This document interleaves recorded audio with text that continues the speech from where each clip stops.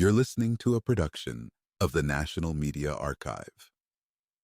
To learn more or volunteer, go to nationalmediaarchive.com. Decisions driven solely by the goal of increasing shareholder value have triggered massive layoffs, environmental disasters, widespread corporate fraud, and historic levels of workplace inequality. The same corporate leaders who once championed the idea of maximizing shareholder returns have at times admitted it could destabilize capitalism itself. Despite its original promise, this approach often does not benefit shareholders in the long run.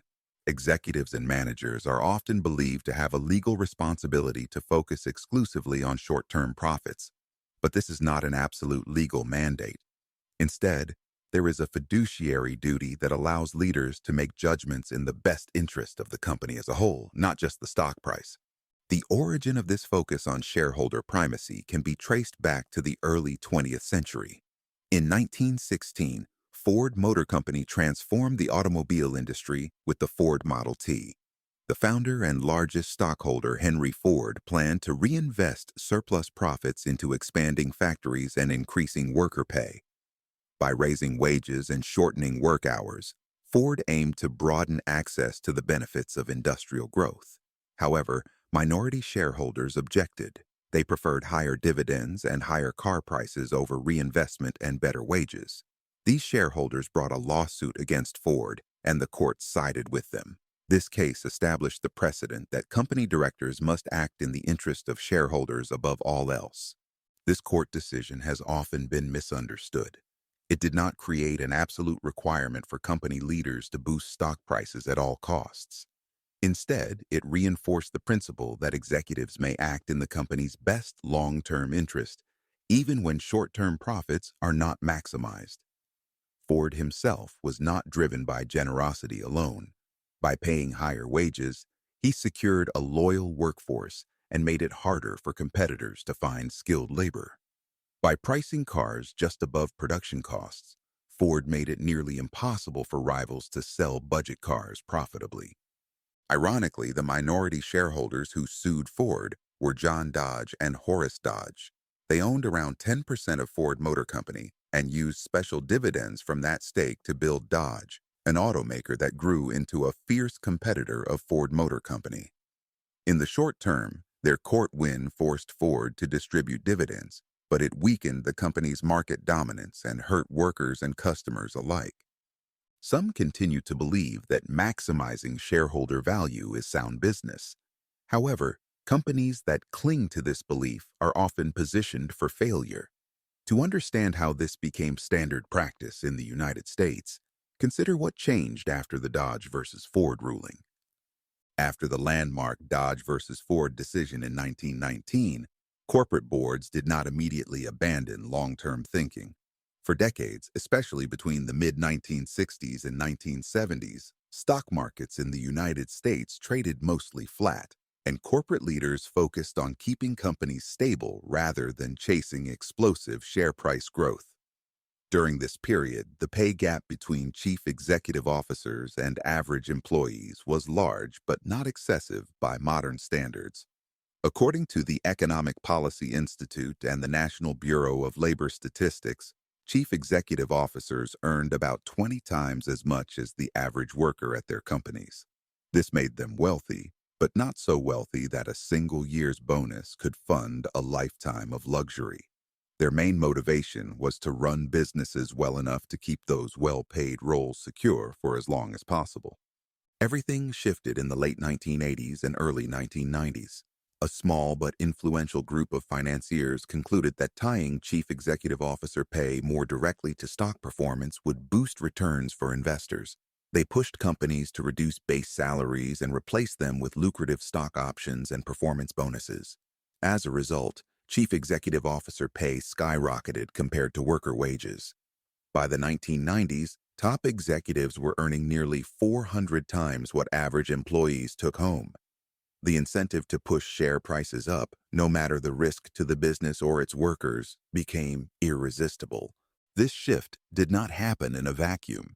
Media coverage of so-called superstar executives reinforced the idea that ruthless leaders who laid off thousands could transform sleepy companies into profit machines overnight. A famous example was Jack Welch at General Electric. From 1981 to 2001, Welch led General Electric through sweeping changes that prioritized shareholders above all else. Under his leadership, the company cut more than 70,000 jobs, sold entire divisions, and shifted focus from manufacturing to financial services and media.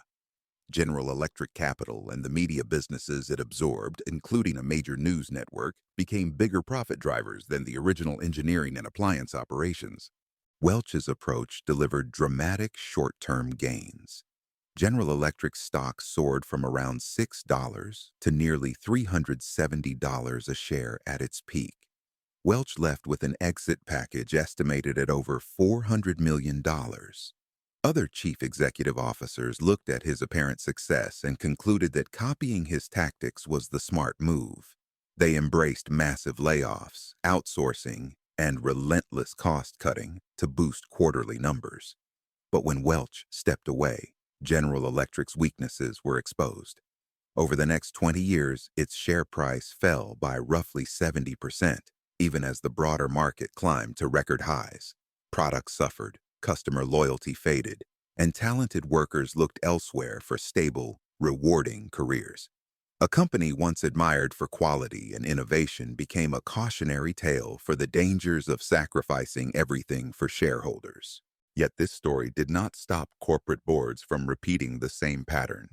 Many leaders continued to claim they had a legal obligation to maximize shareholder value, using it as cover for strategies that slashed long-term investment in safety, research, and employee training.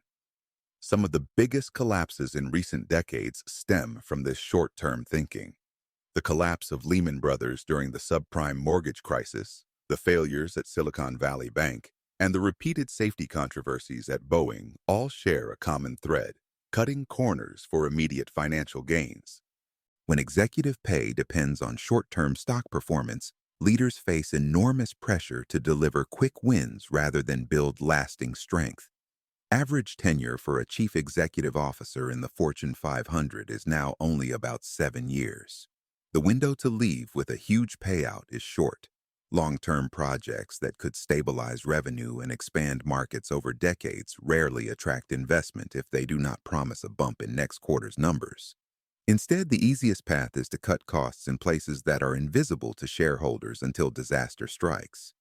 Areas like compliance, risk management, and safety controls are often the first targets for cuts. When these defenses weaken, companies become vulnerable to crises that can wipe out billions of dollars in value and put entire industries at risk. These failures are not just corporate missteps. They hurt workers, customers, communities, and yes, even the shareholders they were supposed to enrich. The people in charge often walk away insulated by golden parachutes and record bonuses while ordinary employees lose jobs and savings. Risk management departments, cybersecurity teams, and safety divisions exist to protect companies from catastrophic mistakes. But when the priority is short-term returns, these protective measures are seen as unnecessary expenses. This makes companies fragile, vulnerable to scandals, and more likely to implode under pressure. The relentless push for short-term gains does not only damage individual companies, but also reshapes entire industries and economies in ways that are hard to reverse. Data from major stock exchanges in the United States show that the average time investors hold on to shares has shrunk dramatically. In 1975, the average investor would hold a stock for around 5 years. By 2021, this holding period had fallen to less than 1 year. Rapid trading has become the norm, driven by electronic brokerages, algorithmic trading, and the financial insecurity that leads many people to liquidate holdings quickly to cover unexpected costs. This short-term mindset means that even if a chief executive officer wanted to focus on long-term growth, they would face enormous pressure from shareholders who expect immediate results. A profitable quarter, a sharp dividend, or a buyback that lifts share prices today carries more weight than research and development, training programs, or safety improvements that might deliver returns many years in the future. Long-term capital gains tax structures, market volatility, and the demands of quarterly reporting all reinforce this race to deliver quick wins, even if they erode the foundations of the business. When companies abandon investments that strengthen products and people, the damage compounds over time. Brands lose loyal customers when quality slips. Talented workers leave when companies become known for layoffs and cost-cutting rather than stability and growth. New competitors emerge, offering better products and healthier workplace cultures that attract the best talent and loyal buyers. Over decades, companies that were once pillars of their industries fade or collapse entirely, and the cycle begins again elsewhere. The irony is clear. Strategies designed to maximize shareholder value often produce the opposite result: declining share prices, failing businesses, and shrinking markets. General Electric, once a symbol of industrial might, saw its influence crumble when short-term thinking overtook innovation and quality. The banking crises at Silicon Valley Bank and Lehman Brothers exposed how pushing for immediate returns blinds leaders to risks that can bring down entire institutions. Even industries like aviation, where safety is paramount, have seen the consequences of prioritizing quick profits over thorough testing and responsible oversight.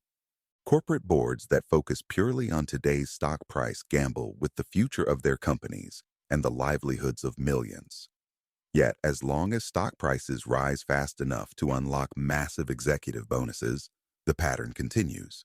Average workers bear the brunt through job losses, stagnant wages, and eroded benefits, while customers pay the price through lower quality products and services. In the end, the legacy of prioritizing shareholder value at all costs is clear. Wealth concentrated at the top, record inequality, businesses hollowed out from within, and markets more vulnerable to shocks that ripple far beyond boardrooms. The truth hidden in plain sight is that high share prices should be a result of good products, fair treatment of workers, and smart investments in the future, not a target to chase through reckless cuts and creative accounting. The lessons from Ford Motor Company's courtroom battle, General Electric's rise and fall, and the many failures that have followed all point to the same conclusion.